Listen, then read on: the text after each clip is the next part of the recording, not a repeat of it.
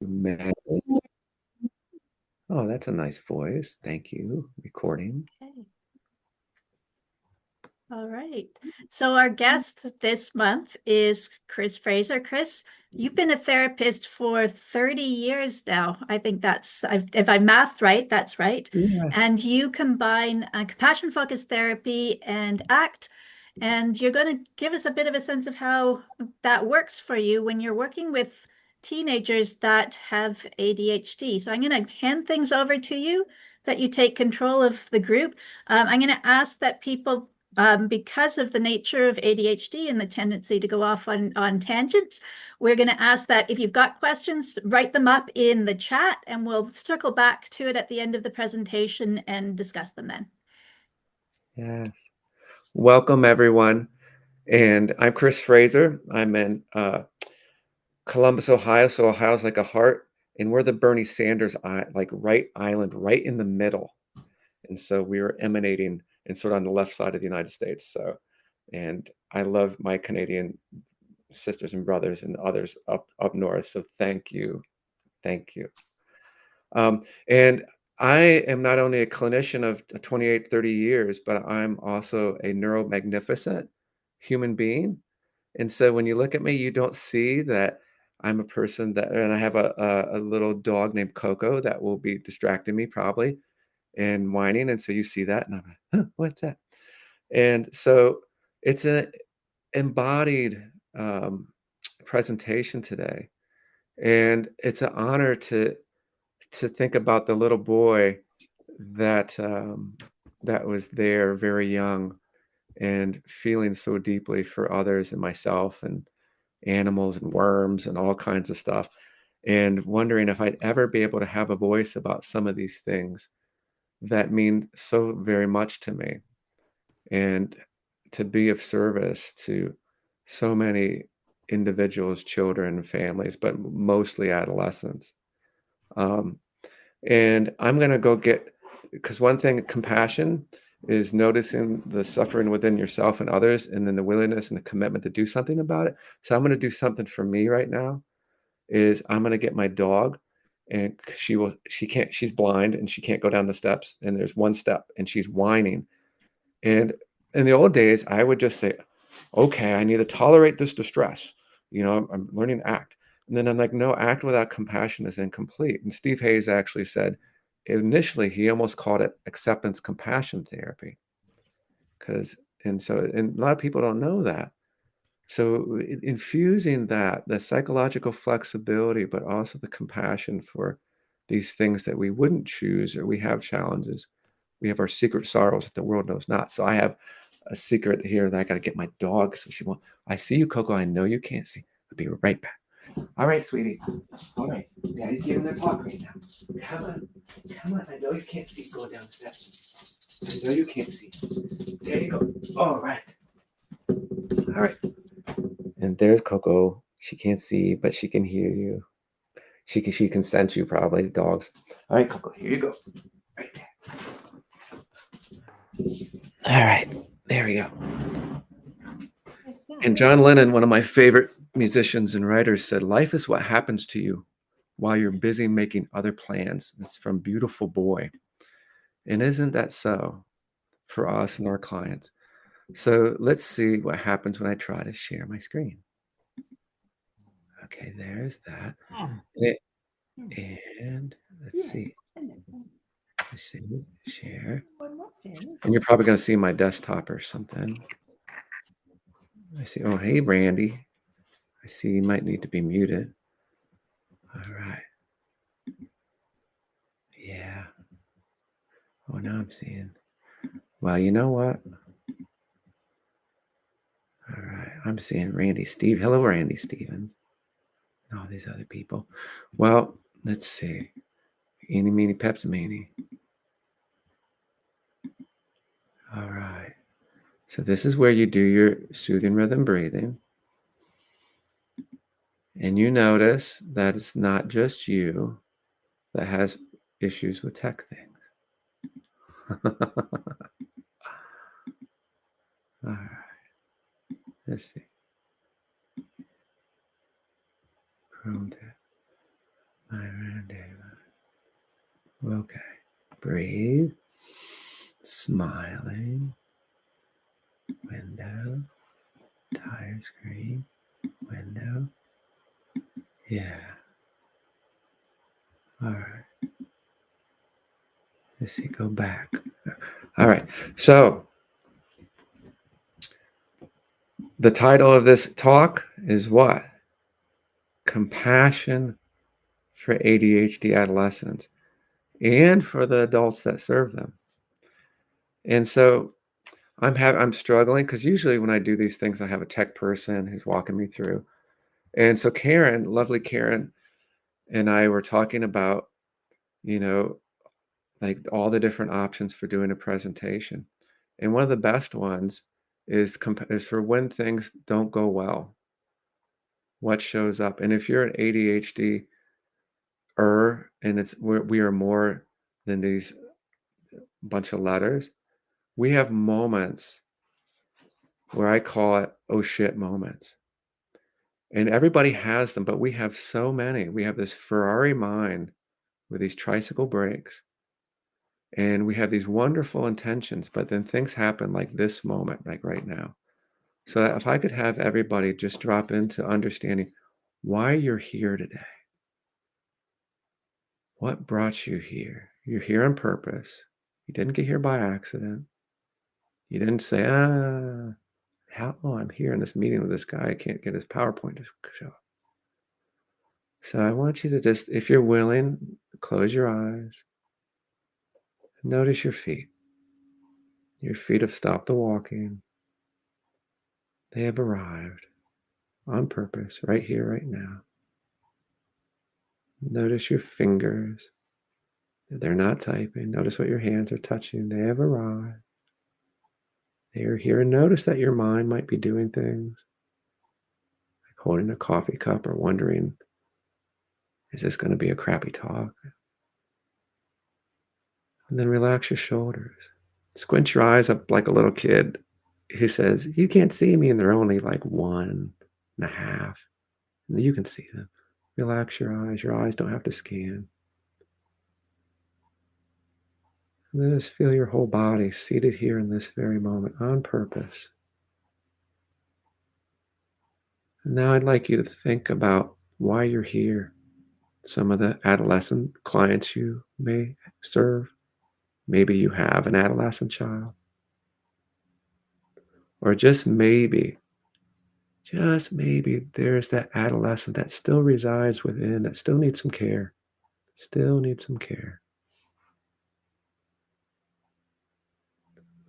So when you open your eyes, we're going to open our eyes with the intention of learning everything we can in this time we have together from a human being who lives it and who's experiencing what it's like to be an ADHD or adult that works with ADHD or adolescents.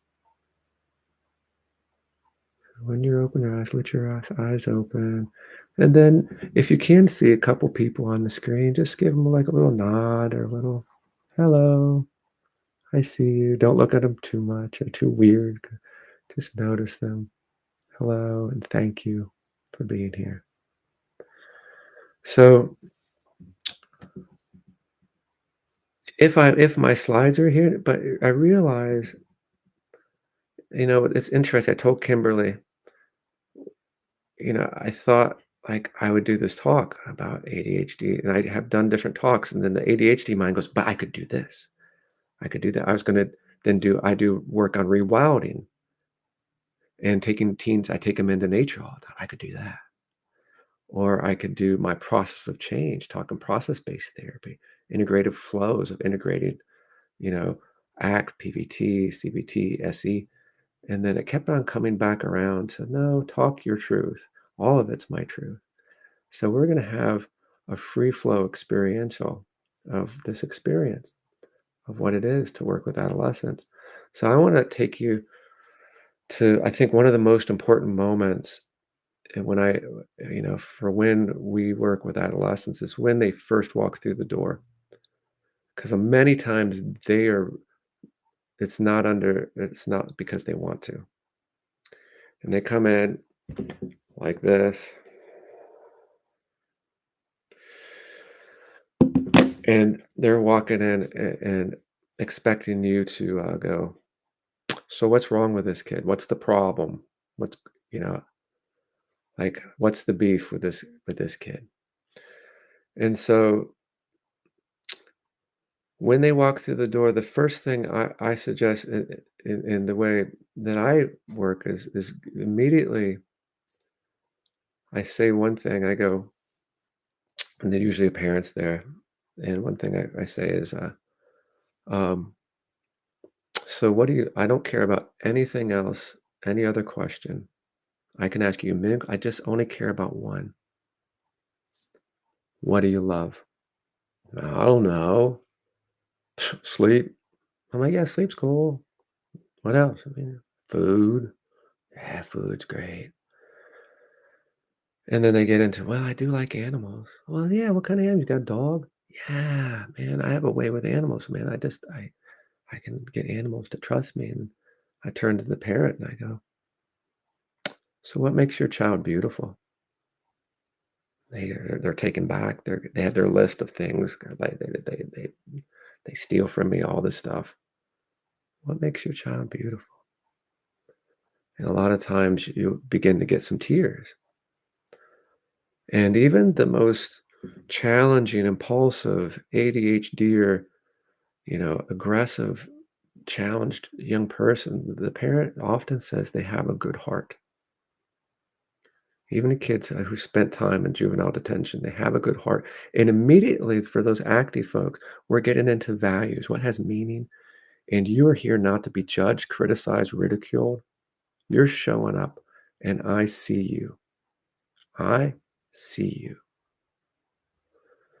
And from that place, as therapists, you're in the present moment. They can take, especially ADHD teens, we're like, we notice you. We see if you're daydreaming, if you're bored, if you're itchy, what you're doing, if you're fiddling with your ear. Like, what's wrong with your ear, Chris? Oh, I got bit by a mosquito yesterday. They notice. And so from that moment, and before I go further, each of you have beautiful clinical skills for many, many, many, many different approaches. Anything I say today can be borrowed. And if it can enhance what you do, please borrow, integrate, take anything I take and make it better for you. It's a buffet. Please don't eat the whole buffet. You will get sick. It won't be yours. So please integrate. Um, and please share with me anything if you want to integrate that makes it better, because I'll borrow it from you too. I'm like, that is cool. Thank you, Karen. Thank you, Kimberly. Thank you, Kevin. Thank you, Lori. I will borrow that. So I'm freewheeling.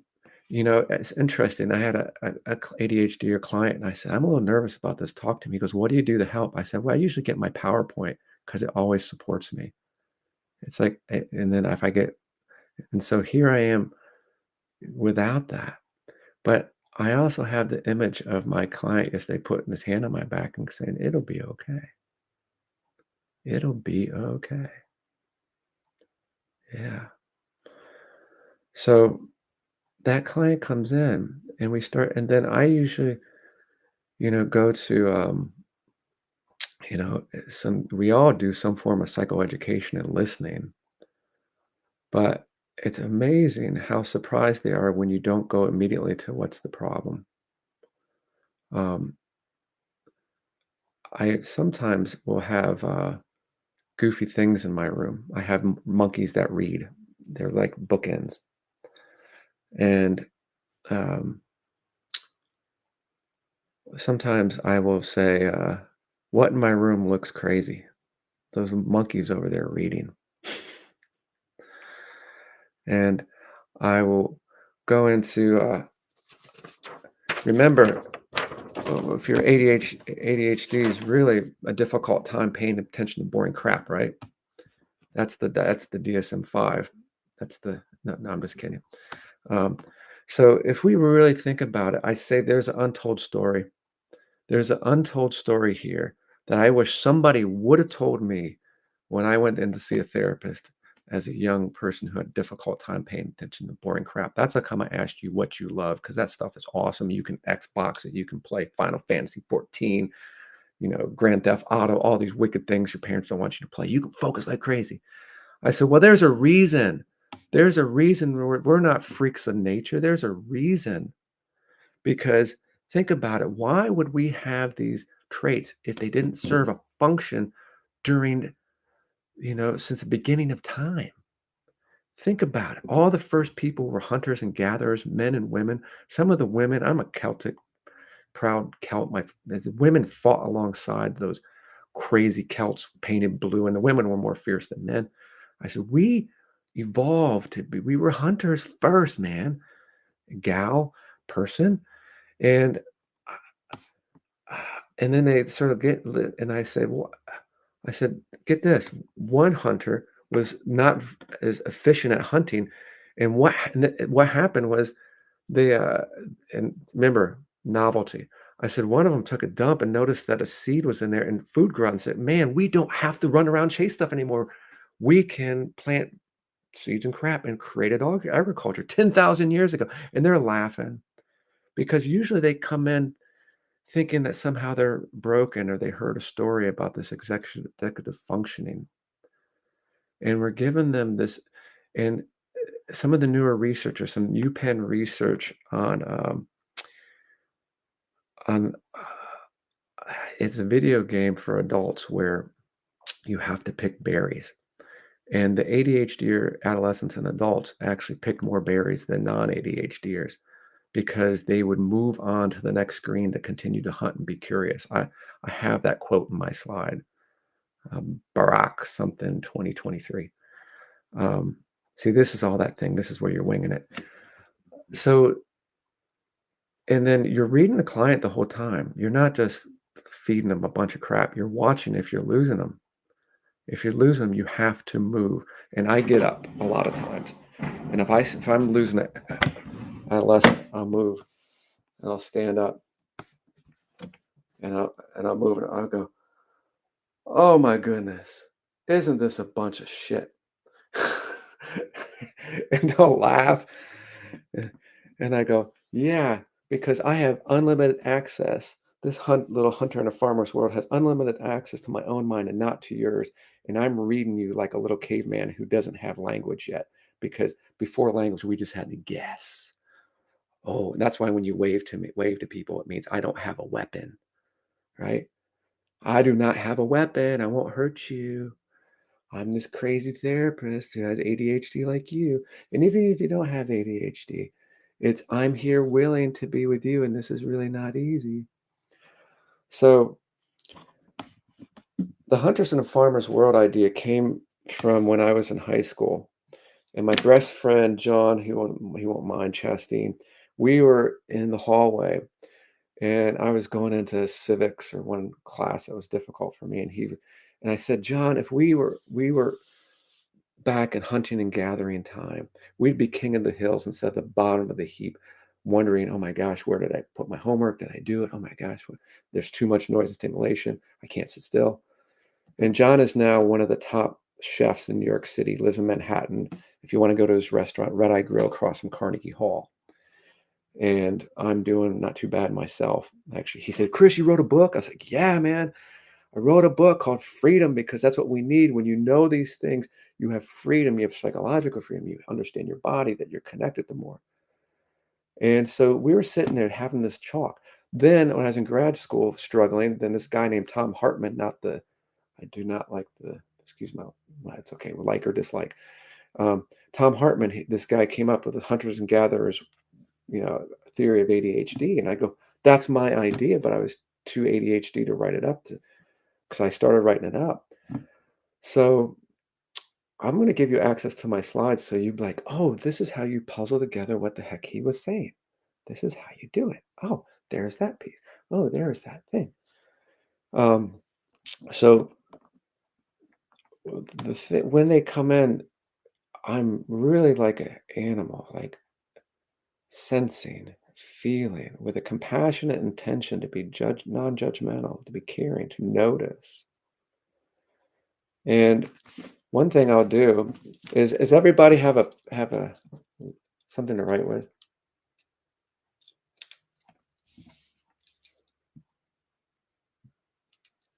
Because attention shifts.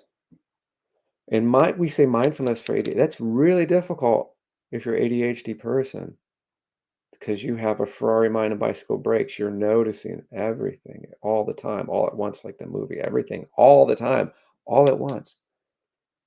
So I see Kimberly's left go.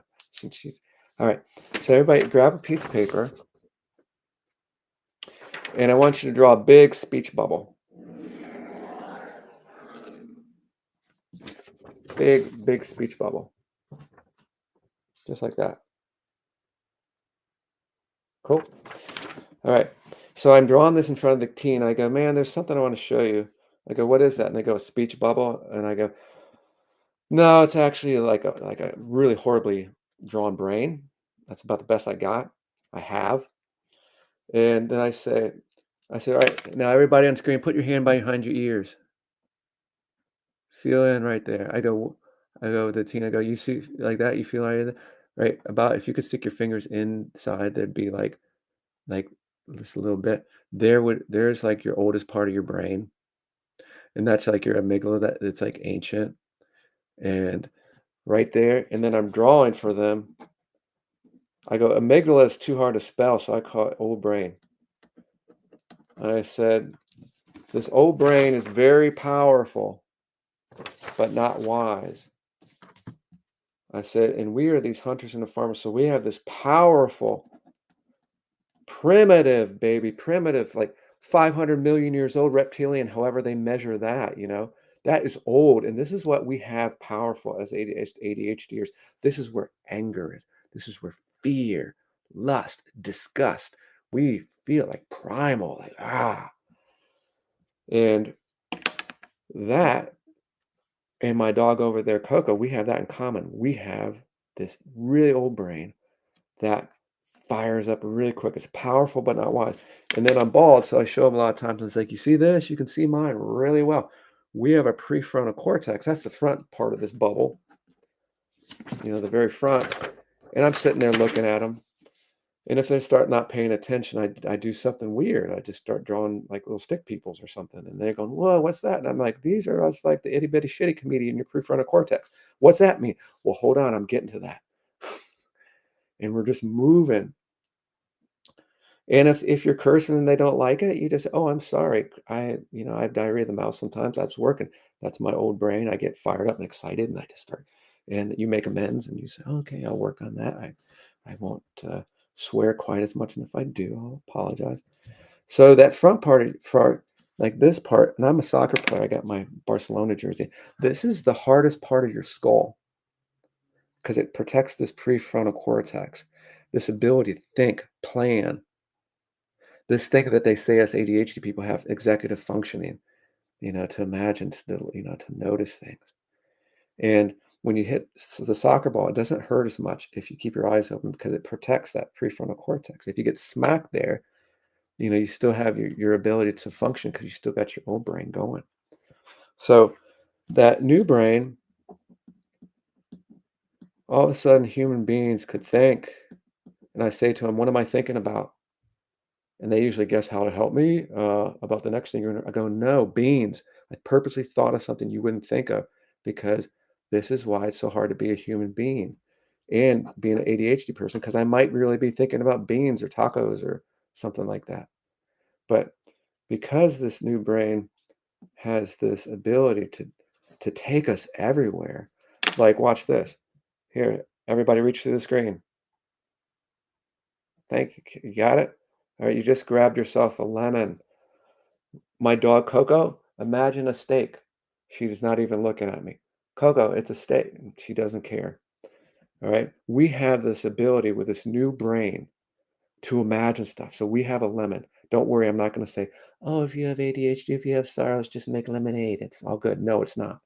We have a lemon. Right. Let's do an experiment. I have the teen there and I say, here, grandma. If we have grandma, if we have other people, dad, grandma, I say, pass one. And they're thinking this is really weird. Right. And I said, all right, and everybody have one. Now, watch this.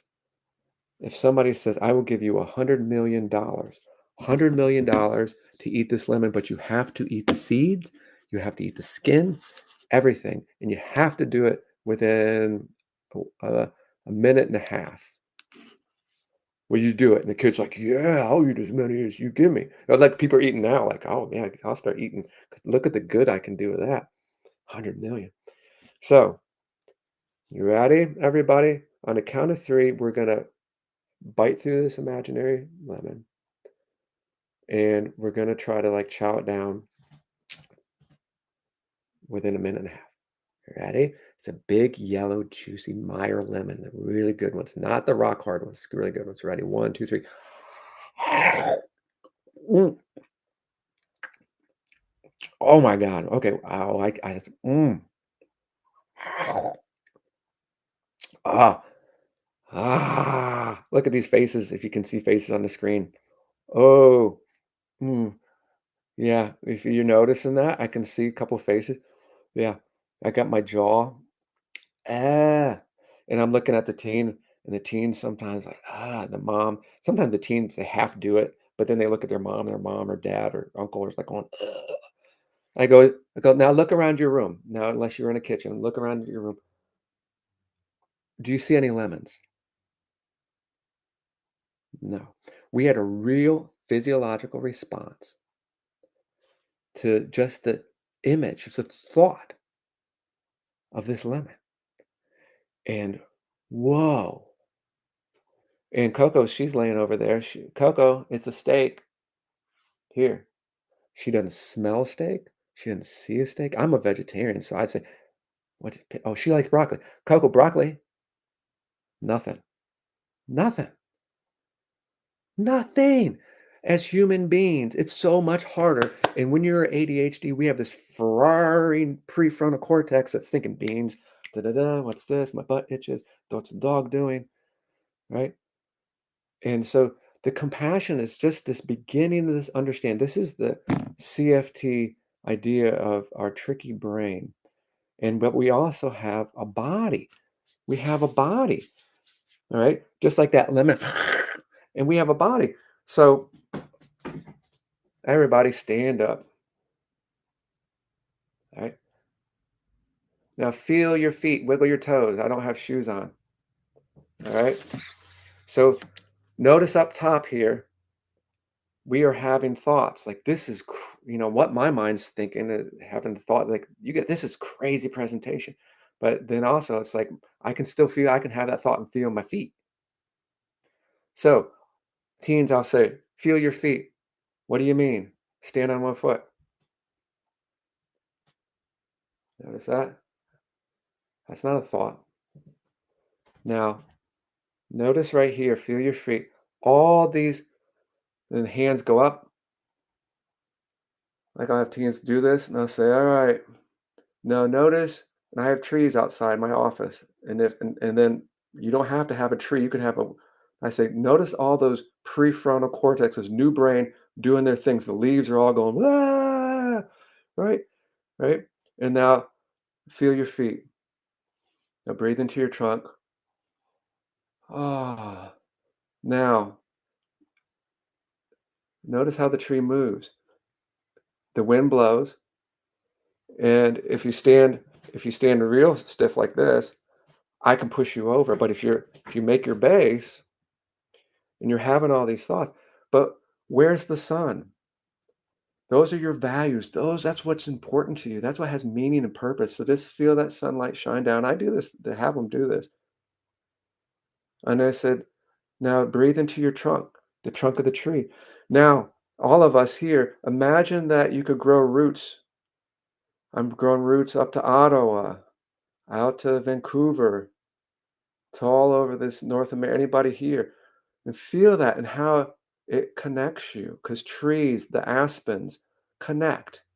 In the Mall of America, and I'm going to get political only in name, in Minneapolis, the trees, when they became big enough, they all fell over because there's no adversity and they didn't have to dig in. And Dolly Parton said, deep roots make deep, or big storms create deep roots, y'all.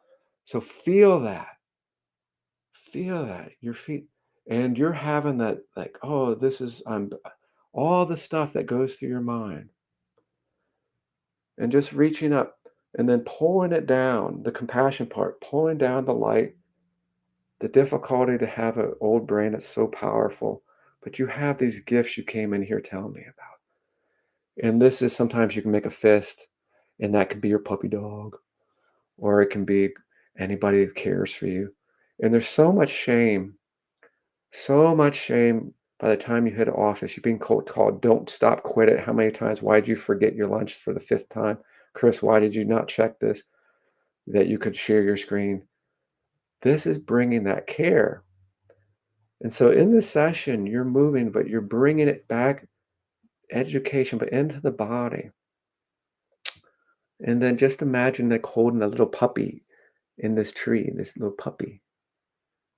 And this little puppy, you have a feeling that I will take care of you. And this little puppy's been hurt, but it grows and grows because you love it, you feed it, you nurture it.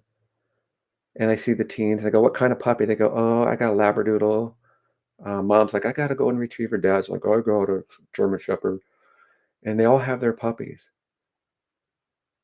And now imagine that this puppy grows and grows because you've loved it. And this is the compassionate imagery. This is what we can do with this new brain. We don't need to be tossed around by the default mode of negative poo. Now imagine leaning into that Clifford the big red dog, or one of the huge Harry Potter dogs. And now that dog is saying, you took care of me when I was little. And now I'm caring for you. There's no judgment. My dog Coco's not judging me because my PowerPoint wouldn't come up or because I left her sitting there too long whining. Just feel that. Just as you are, nothing to be added or taken away. Kelly Wilson, the lovely, beautiful human being, says we are sunsets, not math problems. You don't look at a sunset and say, well, you know what? It needs to be a little bit better. No, nothing added or taken away. Just as you are, regardless of what your mind or your body that sometimes gets really tense or has really rapid heartbeats or different sensations, it can all be held in compassion. We're mammals. We need, watch your dog when it lays on its belly. It's like, it wants belly rubs. Alligators will bite your hand. They don't want belly rubs. We are mammals, people. And we're some of the first ADD, or we are some of the first folks. In agricultural societies, like the longer there's agriculture, the less ADD temperament types. They're still there. There's a reason. There's a reason. And if you walk away with nothing but this empowering view and the science that's starting to develop, but how we can move. And so before they leave, it said, when you notice something difficult showing up in your body or mind, I want you to notice it. Little puppy whining within you. I want you to notice it. Oh, hello, fear. Hello, sadness. Hello, shame. And I want you to turn towards it.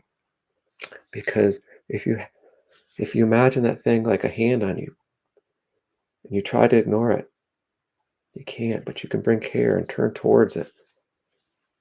So name it and then soothe it, slowing the body down, bringing compassionate touch, sending a message to our body that we're okay. Breathing in, long doubling exhale, or humming. We've been watching the Olympics. You watch, what do they do when they shoot? They always exhale. In 3, out 3. And if you feel like sitting down or moving, but just name it, soothe it. Watch this. I'll breathe as my lower end desk goes down. And then name it. Hello, fear. Soothe it. Okay. And then move it compassionately. What's the next right thing at this moment? What do I need? The most compassionate message you can give yourself is, what do I need right now? But you have to slow down. You got to hit the brakes. as teens, and then move it. And then when they walk out that first session, they have some beautiful things, something to practice. And you're there modeling, just as I'm doing my best, modeling a difficult situation, but naming it, moving it, soothing it, to setting the foundation. And what do I need? And then finding ways to help the young people to see that they already have compassion within them. They really do. One of the most beautiful, Paul Gilbert talks about imagining a dear friend in the hospital who's frightened of going. Paul Gilbert's the founder of compassion focused therapy. And if you had a friend who's really frightened to go to the hospital, and what would you do? What would you say? How would you be with them? And I even had one girl said, I would even hurt myself so I could be there with them if that's what it took. And I was like, whoa. And of course, our minds are judging, making, oh my God, I hope you don't cut you. But that ability to see that resides within. The only reason we're still here is because human beings have had compassion for the suffering of others, because we've collaborated. Survival of the most compassionate collaborative.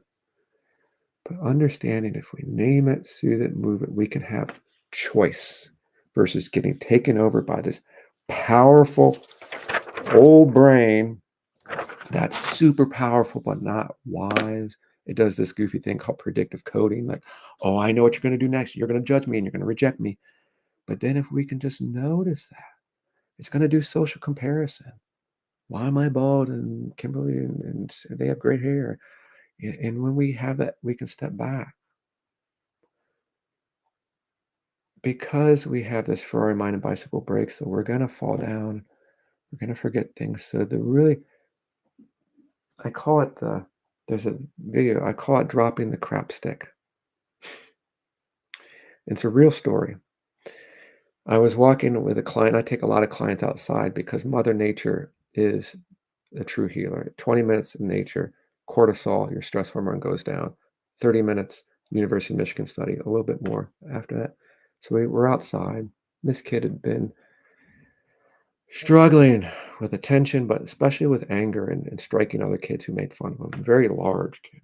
And we're walking through the woods, and there's this big stick. And I know what I'm doing. So I pretend like I fall down, and I pick up the stick. And I pretend to be bashing myself in the face with it. Ah, ah, ah. And he goes, Chris, what are you doing? I go, I fell over the stick. I got to beat the shit out of myself, the crap out of myself with the stick to make sure that I never fall down and pay attention.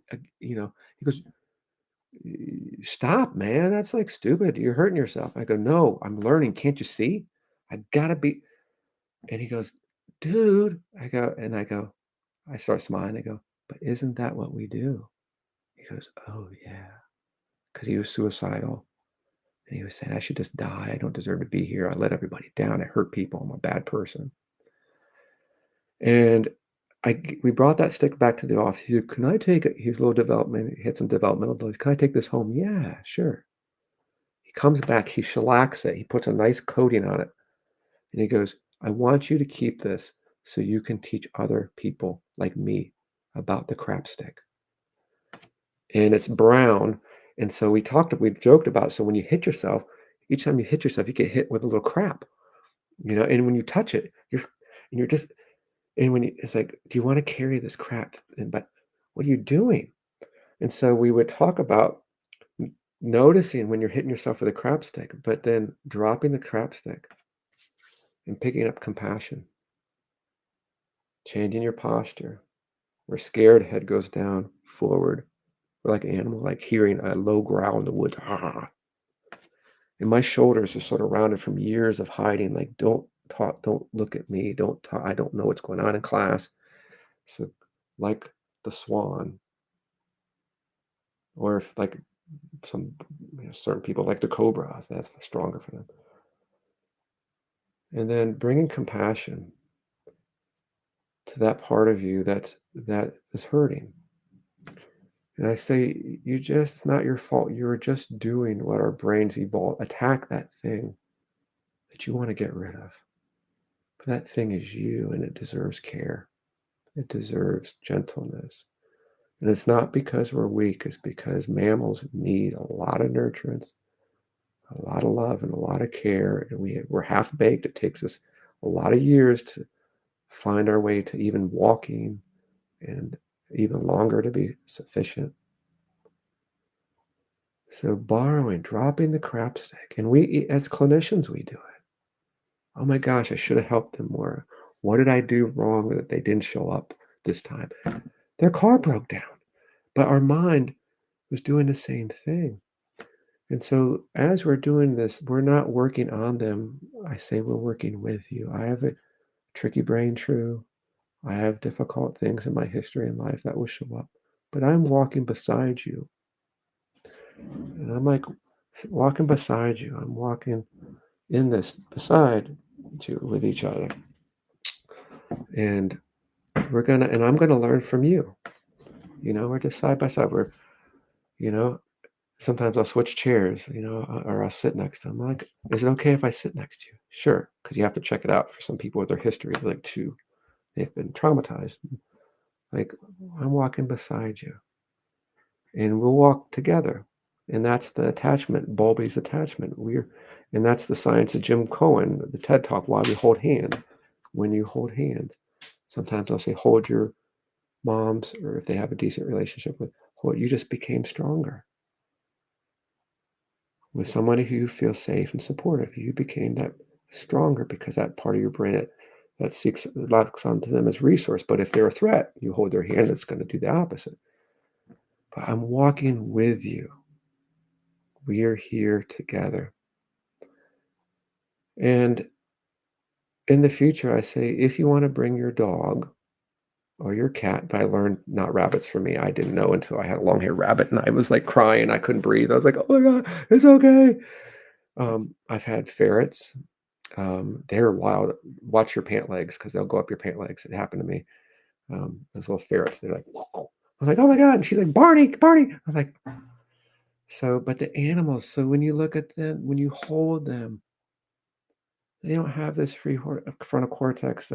I did a talk with my beautiful friend Lisa Coyne, who works with equine and horses. They know they're always in the present moment. They're non judgmental. They look at you with love and the perspective taking of like, what's your dog, step on their tail. Do they hold a grudge all day? No. But because in a lot of it's amazing how many people, when they hold an animal, they just melt and you see a different child, a different adolescent in your room. Sometimes they're wild, yes, and they go around the top of your furniture, but it changes things. There's studies with dogs in classrooms. The teacher's more regulated. The children attend class. There's less conduct problems. Because as a hunter in a farmer's world, there's so many moments. Even mindfulness has been demonized, or not demonized, but sort of weaponized. I've had some kids, they make me go to my breathing spot. I go, are the other kids have access to that? No, just me. And I'm like, hello, teacher. I know you mean well. You borrowed my techniques, but this needs to be accessed to everybody, including you, especially you. Because when you have a classroom of children that are all, especially some of these classes rooms where they have different names in different areas for them, especially these alternative resource rooms, or there's so many different names these days, alternative learning centers. It's all vibing, and everybody needs that. And many of us who are called to work with these children also have a high ACEs score of our own. Um, and we also tend to have some of these challenges ourselves. So we need it as well. Like I said, I'm looking at my clock because I get so happy. I get jammed. Oh, I'm doing good. I got 10 minutes. Um, because it's really challenging. And as you're doing all these things I'm speaking of in your own way, building in psychoanalysis, CFT, ACT, DBT, you know, beautiful IFS, my somatic experiencing friends. You know, as you integrate, you're doing it within these general frameworks of compassion, curiosity, getting out of we're the two-legged, not just there's four-legged, that we are a part of this. And when you go into nature, you understand that there's more than just you. Um, I love the idea of when I was little, I used to go behind my house and I was very small and I would go under a tree and there was a hedge and there was a rock and I would just sit and I remember feeling so peaceful and I would watch these workers. There was a construction site and they couldn't see me. And I had my little stone and my mom didn't even know I was there. And I still remember that. And so let's everybody remember a time in nature where you felt a sense of calm, connectedness, and peace before you ever learned the word mindfulness. Maybe by a stream, maybe in your backyard, staring at the sky, maybe petting your dog. Maybe it was finding a frog and being fascinated by the colors. Maybe it was your first experience of a butterfly. Just notice that and how that butterfly lands on you because you're still, or that hummingbird comes closer to you because you're still. And there's something more than thought than this Ferrari mind and bicycle brakes. There's something more. You're noticing, being with, feeling the warmth, breathing with the trees. Before you knew about the interchange of oxygen and CO2. Yeah, that's compassion. That is mindful awareness that we've experienced since we were wee little things. And everyone has it. It might be covered up, even if you don't live in an area of great nature. They did a study of just watching a human being, a teenager, walk in nature for 6 minutes. Their cortisol went down. Their HRV, their heart rate variability, improved compared to 6 minutes of watching somebody navigate a subway. The opposite happened on the subway. So just feel that, remember that, and feel free to borrow. It's all been borrowed. This golden thread since the beginning of the non-beginning. First little one-celled folks crawled out of the sea, all those mothers upon mothers upon mothers, leading us to this very moment now. We are loved into being. We're mammals. And so I'm going to end with Fred Rogers' beautiful retirement speech. I want you to think of all the people who loved you into being. Some are here, some are far away, some may have left their body. And I'll add those animals and trees and other sacred living things that have nurtured you into being. And Fred Rogers looked at his watch and he says, 10 seconds. I'll watch the time.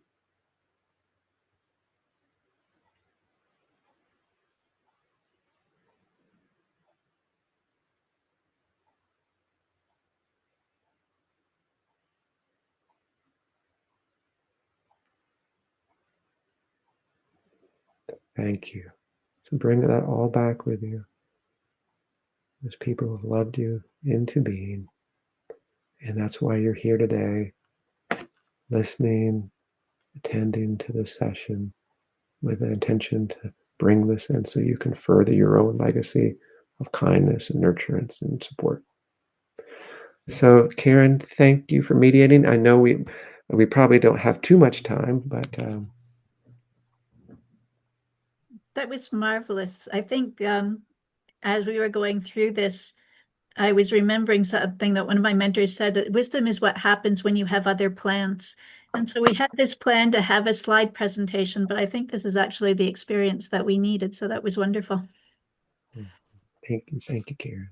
Thank you. I was soaking that in. Mm. So I'm going to open up if anybody's got any questions. I've got one to kind of start things off.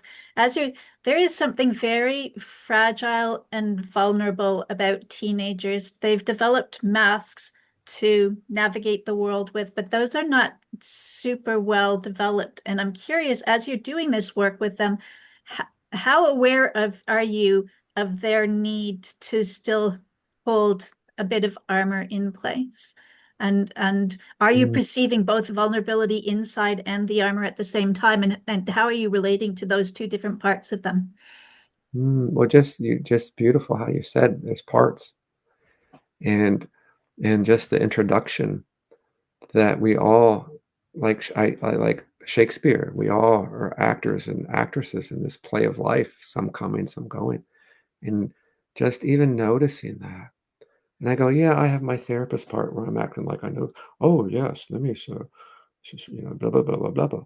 But I sort of hide behind that when I feel scared. And but really so just modeling a lot of times, also just acknowledging it and knowing it without and creating a presence and not really fighting with it and just being a loving presence. But you can feel it. And they're just, and you're not confronting it like, stop, take off that mask. Why are you trying to be a badass when you're just a sweet young boy who just loves animals and feels like crying half the day? No, it serves a purpose. And then we see that these parts sometimes we'll do like chair work once we build enough safeness and connection, and then time and we'll play, and remember, in order to play, you have to feel safe Mhm. enough, not totally, but then you play. And it also takes courage to do your own work with some of the different parts of you. You can be calm at parts if you like, that what shows up for yourself. And then you model that. And you might, if they have a difficult time, so well, let's put my sad self. For me, sadness is very challenging for me. And so let's put my sad self in a chair. It's like, what do you need me to know, sadness? Well, without sadness, you would never be able to help people, Chris, because you wouldn't be able to relate to them. How would you if you don't have me? And then because we know for a lot of, I've done, gosh, a lot of groups with men on anger. And it's really such a protective emotion with all the more vulnerable things. So I don't really come, but just holding that and then moving with them in that space, but having done your own work and just feeling them out, feeling them out. So that's a whole day workshop. So that's just a little, it's a little something. Tobin Bell does wonderful chair work. And I've been in the chair he said, Chris, could you be the client? I said, oh, sure. Yeah. So I've done it. So if anybody wants to do CFT chair work, Tobin Bell is just a lovely human being and a master at this. Um, he's got a lot of great stuff. So, but you don't, it's not Tobin style. It's Karen style, your style. But if you want to see somebody really doing the cool stuff with it, it's cool. With my experience with teenagers is they've got a very hyper attuned um, inauthenticity detection system. Big time. And They call bullshit. yeah, and so they're coming into you with in the first place, and I'm wondering how they react if you're presenting that level of vulnerability and they are wired to like stand back from that vulnerability because they either don't trust it or they are worried about what that means about you being that vulnerable in their presence. So Mm. how have you noticed that dynamic in those first few sessions? You have courage to notice it in the moment and bring it to life, and then use it as an opportunity to deal with grieving. Oh, it's really hard for and your tone. It's not so this crafty kind of like, oh, I'm so smart. It's this tone. It's your face. You see them pull back like it almost disgusts them, and you go, yeah, yeah. Like I look at you, Karen. Yeah, that's tough, isn't it? That's challenging because I've sat there in that space, and it is. Yeah, and so that's another level because we're always communicating. If you're watching and you see, and you don't even have to speak, and they go, "Oh shit." Um, and the compassion for us therapists is care for the care because we have to come back after that. We've been, and we'll have this going in our own and bringing that compassion to our own self for working with really challenging adolescents and human beings that have burnt out a lot of therapists and other people and their parents and legal systems. And but we bring that so we can come back in. And when they do have those, it's called fears and blocks and resistance compassion because they've been hurt by people who've been soft or been vulnerable. And it's not their fault. And you tell them it's not your fault. And they might say, fuck you with your therapy softy shit. They'll say it, that's how they talk. And then you just like you catch yourself because it's like, oh, and you're like, yeah, yeah, fuck that, right? Yeah, yeah. And you're like, and then you go into these places with them that you don't get into if you just get caught in these false dialectics, blah blah blah blah blah. So that's just another just off the cuff thing. Is there anybody else that has any questions? Actually, we're right at 2 o'clock now, so you kind of did that perfectly. Oh, If I can make the request, can you send us the slides that we didn't oh get to yeah, see? yeah. And then we'll I'll make that I'll available. send you the Yeah. two other ones too that I was going to, I was juggling. You Yeah, can no, see later. So that would be marvelous. yeah, I'll send them over. Okay. I'm going to turn off the recording now. Thank Record. you, everyone. Thank you Thank, so much, thank Chris. you for As having always, just so Yeah. appreciate your presence in the world. me. Thank you. Thank you and me. Oh, we're turning this Thanks for off. poking in. Yeah. Record. Shut it out. Shine it out. Emanate. Send a request to the meeting host. We are recording, so why is it not turning off? Karen, I'm Actually, holding you might have to at the turn off the host recording, All right. Chris. It'll just take me just a minute to figure out how to do that. All right. Same. Yeah, I'm so used to thank God for tech people that help with these things. They're the tech angels. They come in and they tell you, just push that. Oh, there's record.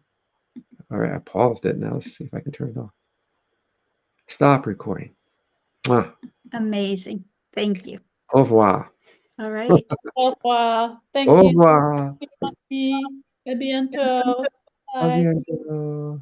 Bye bye. Thank you, everyone. See ya.